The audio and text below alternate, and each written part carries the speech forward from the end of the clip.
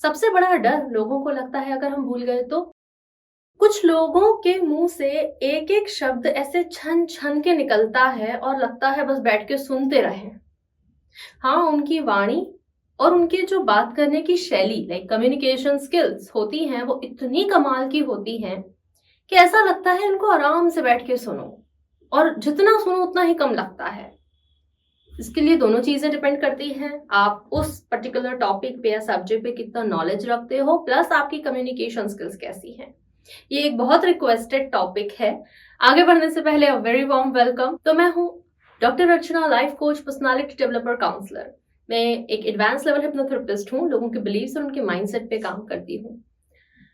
जो हम बाहर बोलते हैं वो तो फिर भी बहुत सोच समझ के मुंह से निकलता है, लेकिन हम अपने अंदर ही अंदर खुद को पता नहीं क्या क्या कह कह कर और हमने अपने माइंडसेट की बैंड बजा ली है, और अब वही हमारी लाइफ में आसपास से झांक झांक के देख रहा है और बिन बुला मेहमान की तरह मुसीबतें आ जाती हैं। अगर आपको अपनी लाइफ की रियलिटी कुछ खास नहीं जम रही है तो मैं आपसे सिर्फ एक ईमेल और व्हाट्सएप दूर हूँ। मेरा ईमेल और व्हाट्सएप दोनों आपको स्क्रीन और डिस्क्रिप्शन में मिल जाएंगे। क्योंकि मैं एक पर्सनालिटी डेवलपर भी हूँ तो मुझे मालूम है पर्सनालिटी के कौन कौन से एस्पेक्ट्स होते हैं। उसमें से एक बहुत इंपॉर्टेंट एस्पेक्ट होता है कम्युनिकेशन। कम्युनिकेशन जरूरी नहीं है जो आप अपने मुंह से निकालें वही शब्द होते हैं, आपकी बॉडी लैंग्वेज अपने आप बात करती है। फॉर एग्जाम्पल, अगर मैं आपसे कहूं बिना मेरे कुछ कहे आप तक मेरा मैसेज पहुंच गया, छोटी छोटी चीजों में हमारी बॉडी बता चुकी होती है कि हम कैसा महसूस कर रहे हैं, और हम हमारे आसपास की दुनिया से सिर्फ अपनी कम्युनिकेशन से ही जुड़े रहते हैं। अब बात करते हैं हम कैसे अपना कम्युनिकेशन इंप्रूव कर सकते हैं। सबको कम्युनिकेशन अच्छा करना है और सबको अच्छा स्पीकर बनना है।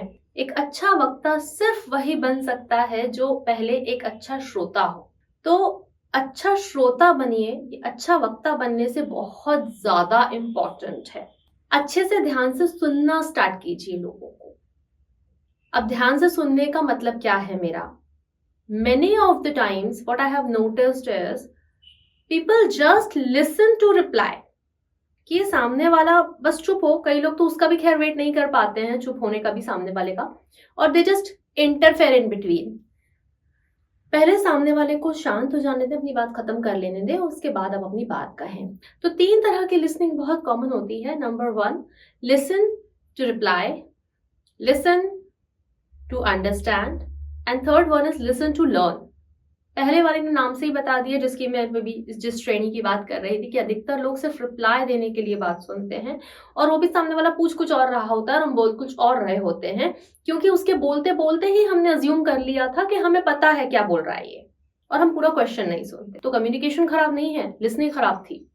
नंबर 2, लिसन टू अंडरस्टैंड, कि आपने सामने वाले की बात समझी, वो क्या बोल रहा था। कुछ लोग ऐसे होते हैं जिनकी वाक शैली सच में बड़ी कमाल की होती है। उनको सुनना स्टार्ट कीजिए, कैसे बात कर रहे हैं, कितना पॉज दे रहे हैं, वो सीखिए। तो ये तो मैंने आपको कुछ बहुत ही प्रैक्टिकल टिप्स दिए क्या करना है, कि कुछ बहुत इंपॉर्टेंट जो नहीं करनी है वाइल एनी कम्युनिकेशन।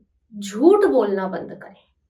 बहुत स्पष्ट शब्दों में बोल रही हूँ, इससे आसान शब्द मुझे मिले नहीं अपनी बात करने के लिए। झूठ बोलना बंद करें। सामने वाले का नुकसान तो बाद में होगा, आपकी गुडविल, आपका रिस्पेक्ट, आप पर ट्रस्ट नहीं करेंगे, आपकी गिनती फर्जी लोगों में आ जाए। आप किसी के भी साथ सिर्फ तभी रहना पसंद करते हैं जब आप सामने वाले पे ट्रस्ट करें। तो अपने मुंह से उतनी ही बातें निकालने की कोशिश कीजिए जितनी आप वास्तव में कर पाए, और जो आप नहीं कर सकते हैं वो बोलना बंद कीजिए, और कोशिश करें कि जितना मुंह से निकले उतनी बात पूरी हो। अपने प्रोमिसेस जरूर कीप कीजिए। कम्युनिकेशन का एक बहुत बड़ा रोल ये होता है, ठीक है। अब बात रही कि किसी पब्लिक स्पीकिंग जगह पर आपको कुछ बोलना है।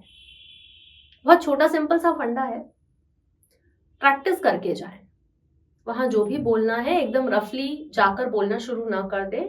कम से कम 6 से 8 बार उस चीज की प्रैक्टिस करके जाएं, जिस टॉपिक, जिस विषय, जिस सब्जेक्ट पे आपको बोलना है। प्रैक्टिस कर लोगे, हिम्मत जरूर आ जाएगी। फिर भी थोड़ा सा डर लगेगा, तो डर का मतलब ये बिल्कुल नहीं है कि आप उस चीज को कर नहीं सकते। भाई डरते डरते थोड़ा सा कर दो प्रैक्टिस के साथ। मान लो आपने 8-10 बार प्रैक्टिस कर ली और फिर आप स्टेज पे गए। अब आपके लिए उतना डिफिकल्ट नहीं होगा जितना पहली बार था। दूसरी बार, अगर आपको स्टेज पे जाने की, मंच पे जाने की इस तरह से आदत पड़ गई, आप 10, 12, 15 बार इस तरह से प्रैक्टिस कर करके स्टेज पे चले गए, 15 बार आपने स्टेज फेस कर लिया है, 16वीं बार आपको डर नहीं लगेगा, क्योंकि आप उस एटमॉस्फेयर से, उस फीलिंग से, कैसे बोलना है, इन सबसे वाकिफ होते हो। सबसे बड़ा डर लोगों को लगता है अगर हम भूल गए तो, उनको पता ही नहीं है आपने क्या तैयारी करी थी, तो क्यों चिंता करते हैं आप। तो ये छोटी छोटी सी बातें हैं जो अपने कम्युनिकेशन में आप सुधारें और आपकी ओवरऑल लाइफ की क्वालिटी भी अपने आप ठीक हो जाएगी। But to be a good speaker, first be a good listener. अपना ध्यान रखिए। Thank you. नमस्ते।